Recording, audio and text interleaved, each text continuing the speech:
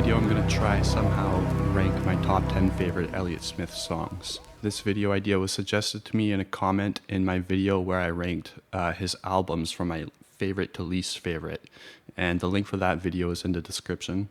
I pointed out in that video how challenging it was to rank his albums, but I think his songs is just going to be so much more difficult and even more meaningless because all his songs mean a lot to me, and picking this list was mostly just based off of what I was feeling at the time. And I wrote that list a couple weeks ago, and I'm even questioning it now. So nothing is set in stone, keep that in mind. One thing I found interesting was that all the songs ended up being from his studio catalog. Nothing was from like his unreleased stuff like Grand Mal or anything like that, which is interesting because there's a lot of unreleased stuff and I love it all very much. It just ended up that way. All right, enjoy the video. If you haven't subscribed to me, maybe consider it. I do a lot of Elliott Smith content and other stuff too. Check out my channel at the very least. I would appreciate that very much. All right, enjoy the video. All right, I got my list out here and I picked the songs by just going through his catalog on my computer. I have all his music downloaded to my computer and I just went through it because it's nice and organized and I got everything on there. So I didn't miss any song. And I ended up with these 10. And so I guess we'll start at number 10 and work our way up. And starting in at number 10, are you ready for this? Alameda from Either Or. The second song, I believe, after Speed Trials. And what's interesting is both those songs have really cool drumming, I've noticed. Actually, one of my favorite things about the song Alameda is the dry snare sound, which is just really loud and dry and just really sort of in your face. Another thing that I really like in the vocal melody in the first verse when he's singing, and then he drops down to the B flat, like some precious only son. That change to the B flat, it's really like jarring and really dark and eerie, and I really like that. And that chord selection really sort of sets the mood for the whole song, in my opinion, because it just, without it, the verse would sound a lot less dark. And it's a pretty dark sounding song to me, melodically. Also, I really like the vocal layering, but you could pretty much say that about almost any Elliott Smith song. But it's really nice during the chorus, and it's just a really pretty song, and I like it a lot. And it made it to my number 10. It was one of the first songs that I really liked by Elliott Smith. It's one of his more accessible songs, I would say. It's hard not to like that song, really. Actually, that's one song that I think should be a lot more popular than it is. I feel like it would appeal to a mainstream audience, but apparently not. I don't know. The next song I chose at number 9 was Can't Make a Sound. And this song has a personal meaning to me because, as I explained in my previous video about Elliott Smith, or was it the one before that? I don't know. But it was the first song I heard by him that drew me into his music. And I listened to that song like 30 times, like over the course of the next few days, and completely fell in love with Elliott because of that song. And a lot of the same things I said about Alameda are true about Can't Make a Sound. Like, it's more accessible than most of his songs, and has really good drumming too, now that I think about it.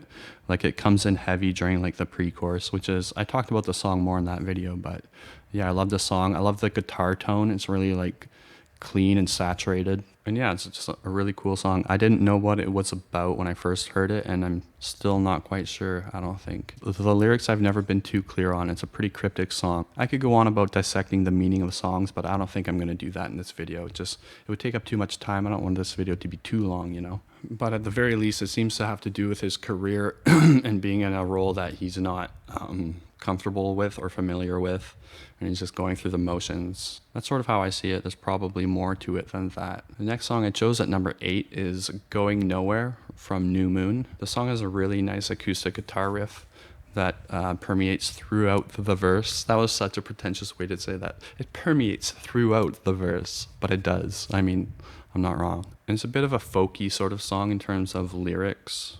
Like, Elliott has the songs where he sort of tells the story through like a character that's probably like a representation of himself. It's interesting what you can do with music, like with perspective, if you're talking about someone, yourself, if you're talking to the audience, or about yourself, like I, you, him, she. My throat is dry. I don't know if you could tell, I was like trying not to cough through that entire sentence. We're good. Not quite. We're good. There we go. The song I feel like has to do with like young love.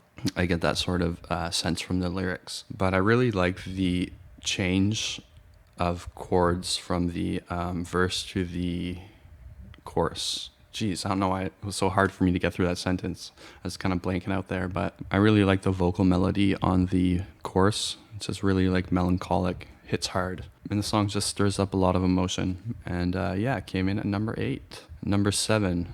See, this is where I'm thinking like, did I do this list right? Because I'm looking at this song and I feel like maybe it should be higher than number 7. I love the song so much. Clementine, which is a classic from his self-titled album. It's a really textbook folk Elliott Smith style song, like folk, but a lot darker and a lot cooler. The imagery in this song is incredible, like with the first few opening lines. And the chords are just really dissonant, and it's in a really weird tuning. It's a really fun song to play on guitar. And I love the acoustic sound on that song. Like the chords are really low and deep. The guitar's tuned down to like C, which is like really low, so you get like the really deep bass notes. The strings are all loose too, so it's wobbly and like it sounds drunk and dissonant in a way, but in a beautiful way. And Elliott was really good at making dissonance sound really good, which is, you know, a key component in making like attractive sounding music like that. That tension and release, mastering that. Elliott was so good at that, but he erred on the side of tension, which I like. A lot of dissonant notes in a lot of his songs, and this is a good example of that. Same with his vocal melodies. They sort of go in and out of harmony, which is really cool, and it adds to the drunken feeling to the song. And also, he talks about a bar at the very beginning of the song, which also is why I probably think about the song sounding drunk, which is always how I describe it. And the song also has my favorite lyric, I think, of any Elliott Smith song. Just one lyric that always stuck with me that I thought was just brilliant. It's just like genius. And it's the street's wet, you can tell by the sound of the cars, which is, it's so good, like imagery wise. When I hear that lyric, I can hear that sound of a car driving across a wet street, like the tires like slicking across the street, you know, like I'm gonna impersonate it now. It's not gonna sound like it, but it's kind of like kind of like that. That wasn't bad. But that lyric is just so good because it just sounds cool and it flows well, like in terms of like flowing well. Like lyrics aren't always about saying exactly what you want to say. Like that's important too sometimes if you're going for that, but what's almost as important, or what I think is more important, what Elliott Smith seemed to lean on more, was the words just sounding cool. Like he says things that work well in a song. Like he was smart that way. He could say something one way and it might make more sense, or it might be easier to digest, or it might be less cryptic or whatever, but it would just might be too literal, or the words might not sound good. Like they might be like gross sounding words, you know? He picked nice sounding words that sounded good and gave off like a sense of what he was talking about. And he was really good at that. Like you almost got an idea of what his songs were about, even if that song had very cryptic, non-literal lyrics. You know what I'm saying? That was a lot. Jeez. Anyways, moving on to number 6. And this is another great song. What can I say? They're all good. A Passing Feeling from A Basement on the Hill, which is, I keep saying this, a really cool song. It's another cool song. It's a good one. The song structure in this song is pretty interesting. Like half the song is outro. Or like a third maybe, I'm not quite sure. But also the chorus, I don't even know if it's a chorus because the chorus is so long. It's hard to define the structure in the song. It's like 2 verses and then sort of like an interlude in the middle. And it's just really unique in structure and it just sounds amazing. And I love the guitar tone in the sort of solo during the interlude in the middle. So that really like low end crunch. And then also A Passing Feeling, right. Yeah, I love the song. Duh. I like playing it a lot. It's really fun to play and sing. Although that one high note he hits at the end of the first chorus is hard to hit sometimes. Like on a good day, you know, no problem. But good days are few and far between, singing wise. and maybe life-wise too. Next in at number 5, we got, I sound like a radio DJ. Next in at number 5, we got Coast to Coast from A Basement on the Hill, which might be a surprising pick. I think it's quite an underrated song. I mean, all his songs are pretty much underrated on the world stage, but in the Elliott Smith community specifically, I feel like it's even underrated then. But maybe it's just me, maybe I'm just weird. Anyways, Coast to Coast is really cool. I'm not gonna lie, I heard it on mushrooms once, and it forever changed the way I perceived that song. Another song like that is New Song by Sublime. When I was like 16 or 17, I heard that on mushrooms, and ever since it's just been attached to me, and hold on. I'm not sure if I'm using this word correctly or if I'm saying it correctly, but it's indelibly attached to me. Okay, we gotta Google now to see if I got that right. That means imbued to my soul, indelibly. I think I said it right based on the spelling. I did say it right. And what does it mean? In a way that cannot be removed or forgotten. That's what's up. I'm so good at words. I use them I use them intuitively. Well, wait, everyone does that, but even words that are do I know what that means? I think so. I'm a master. But yeah, my memory's not so good though, and getting worse too. So that's alarming. But what was I gonna say? Something was indelibly attached to me, but I forget. I got into this wild tangent. What was I doing? Coast to Coast. It's a really cool song.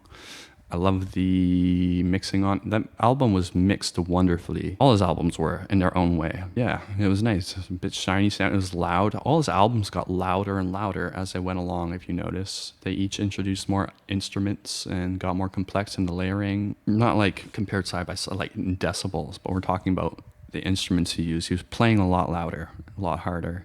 Coast to Coast is a great song with interesting lyrics, and I love the low-end guitar sound, as I say it in a lot of songs. I love his ES330 sound, the Gibson he plays. That crunch is just unmistakable. During the bridge, I guess, still you try to drag us both down. That part, I love the guitar sound of that. Down. Really good. Top shelf. Anyways, moving on to number 4. All right, now we're getting into Holy Grail territory. These 4 songs were going to be the top 4, I think, no matter what. And I think they always... No, I can't say that. Well, probably. I can say it. I think these 4... I went through so much there. That was a roller coaster.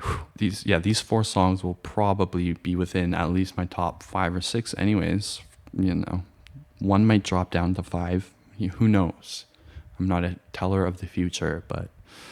Number 4, are you ready for this? Oh Well, Okay. Gloomy sounding song. Another one that puts good imagery in my mind, like Clementine. All the songs have colors to me. Clementine is a dark coppery orange, sort of like a street light. I mean, Coast to Coast.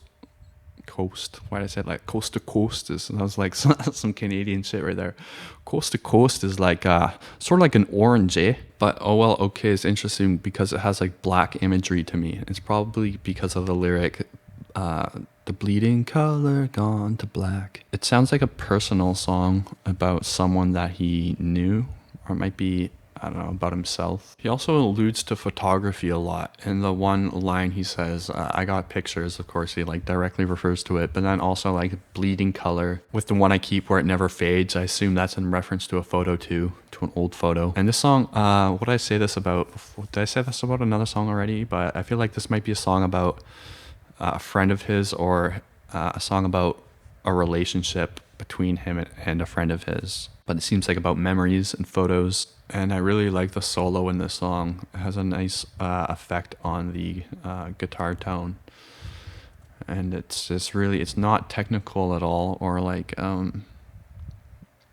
very complicated. It's just so perfect melodically, and it fits the mood so well.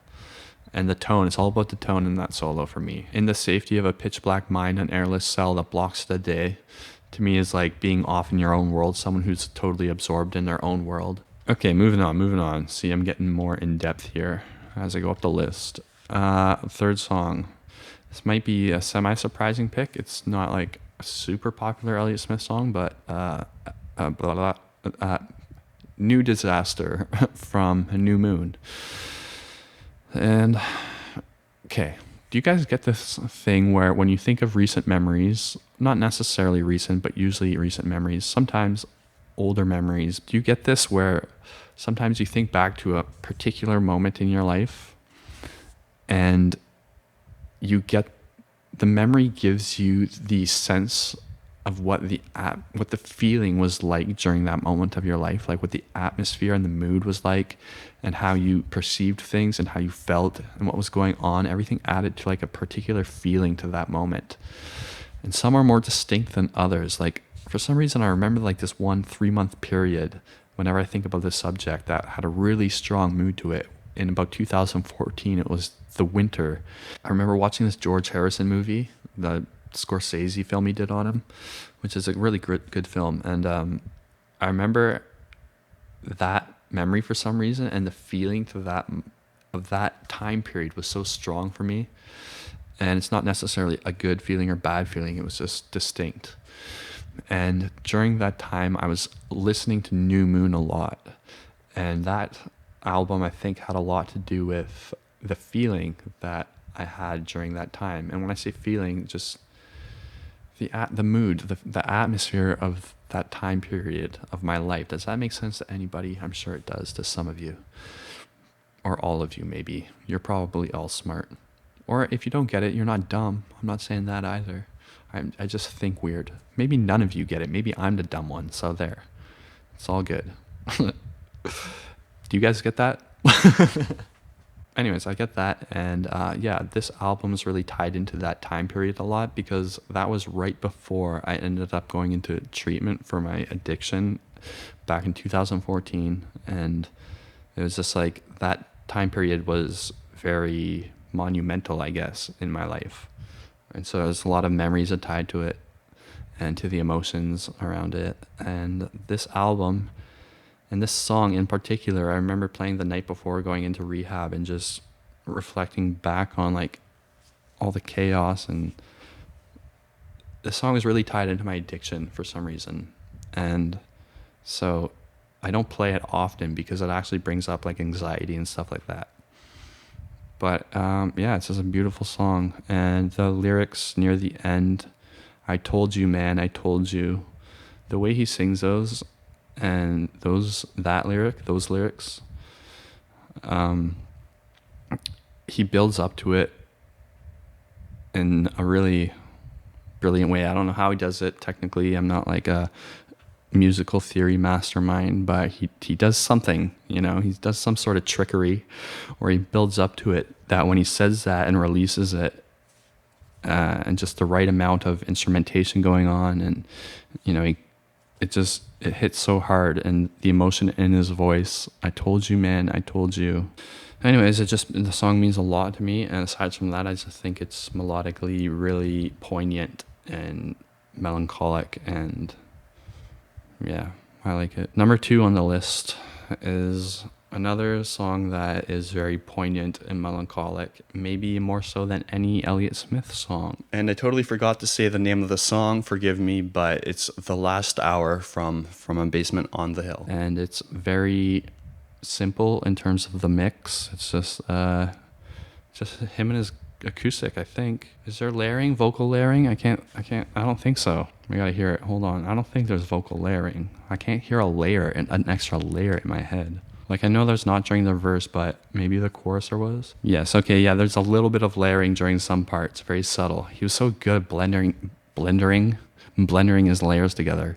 Master of words, everybody. Rarely didn't blend his vocals or layer his vocals, double his vocals, however you want to call it. Which, if you don't know what that means, he took his vocals, he sang everything twice. And you're listening to 2 layers of his vocals. But he was so good at singing them like exactly the same that it's really hard to tell if he is doubling at times. But he was so good at vocal layering. There's really no other better example. If you want to like learn about vocal layering, I'm sure he's in like every vocal layering workshop there is, or he should be. Otherwise that workshop teacher should be fired. I don't know, I said fired like that. I got very flamboyant there, but he should lose his fucking job. Anyways, this song is to me about giving up, losing hope. It's not a happy There's not like there's no redemption at the end. There's nothing. There's no like, hey, but it'll be okay at the end, or like, but there's a silver lining, blah da da.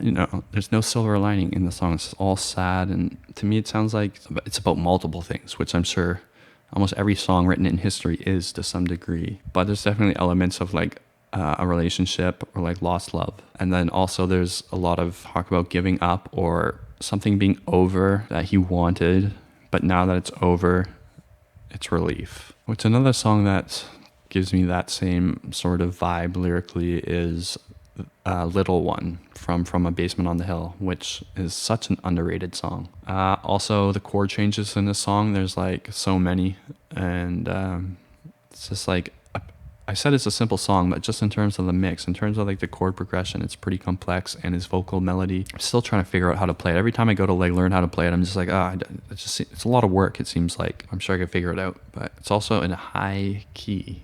I can sing it lower, but I don't know. I think one of the things that makes a song sound the way it does is relies a lot on how high he's singing. It just has like a frailty, and he used that to his advantage to sort of evoke emotional tension, which, like I said at the beginning, he's a king of that, right? And then coming to number one. I knew this was going to be number one as soon as I thought, okay, I'm going to do this video. And I knew it before that even. King's Crossing from A Basement on the Hill. Again, there's a few of those on there. I mean, what an epic song. I don't think any Elliott Smith fan can fault someone for this being their favorite. But yeah, this song is just like, it says a lot about his career and his life. And fairly recently, there was a released version of this, very early version of this he did with A Murder of Crows. Or was it with Stranger Than Fiction? I'm not sure. But from one of his very early musical projects in like the late 80s or whatever. So this song he had for a long time, the melody at least. The lyrics changed a lot over time. Yeah, we're not really talking about melody here. Melody was, the song is really, what can I say? It's a really good song, instrumentally and all that. The mixing is amazing, and during the chorus, there's a lot going on, a really lush sound, which not a lot of Elliott Smith songs really did. Most of his songs, each track is distinct and layered in a way to where you can hear everything, and there's not usually too much going on. Even Figure 8, which had a lot of like arrangements and brass and stuff like that, it was separated really, like properly separated. What an English person says, proper separated. Mate, they separated good and proper. I'm sorry, but they did. But in this song, there's a lot of sounds that are just blended together, which isn't really characteristic of too many Elliott Smith's tracks, if you think about it, if you know anything about mixing, which is good. It's done really good. It's like a wall of sound, some would call it. During the chorus, you can hear a lot going on. There's like backups, like distant backups, like really wide. The backup vocals are really nice during that, just like the ahs. There's also some like interesting synth stuff going on too. It's really hard to pinpoint like the individual synth sounds. There's like some blending going on, but it's really nice. It's really well done. They catch your ear, when you hear them like say, whiskey works better than beer, or every wave is tidal, and stuff like that. It's just like, sometimes it's just like a blunt lyric.